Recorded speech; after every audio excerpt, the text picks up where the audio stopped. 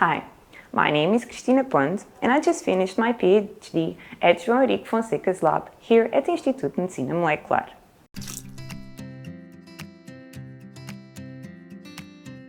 My PhD project focused on the use of ultrasound for diagnosis, classification and monitoring of giant cell arteritis, which is the most frequent primary vasculitis in patients aged over 50 years.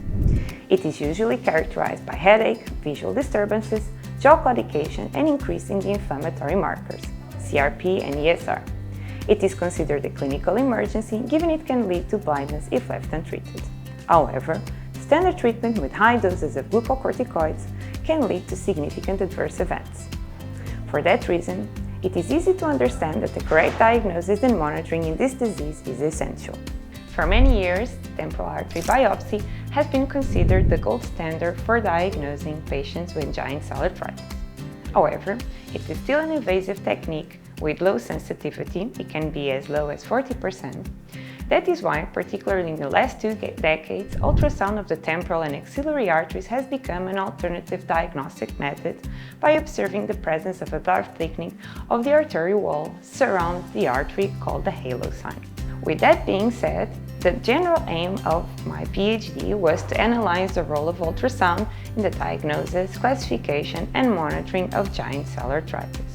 The specific aims of this thesis were essentially to investigate the different diagnostic assessment strategies for giant cell arteritis worldwide, to evaluate the impact of different ultrasound features in the diagnosis of giant cell arteritis, to develop new classification criteria for giant cell arteritis and its main differential diagnosis, Takayasu arteritis, incorporating imaging, and to assess the value of ultrasound in monitoring patients with giant cell arteritis. For our first aim, we created a vasculitis-specific registry called Reuma-PT Vasculitis, and we found that ultrasound was more used than temporal artery biopsy for diagnostic purposes in Portugal.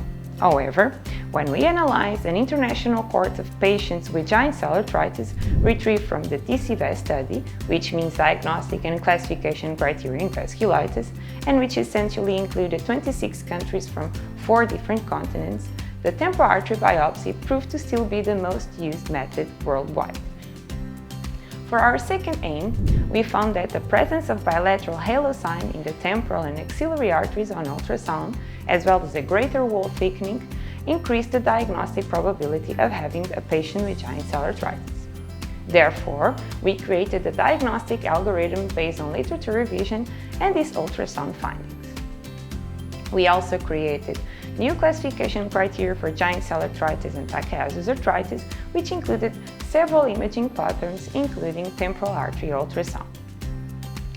For our final aim, we found that the number of arterial segments with halo and the size of the halo sign decreased with glucocorticoid treatment, in particular in the temporal arteries, and that these ultrasound parameters in the temporal artery correlated with some classic inflammatory markers for disease activity, like ESR and CRP.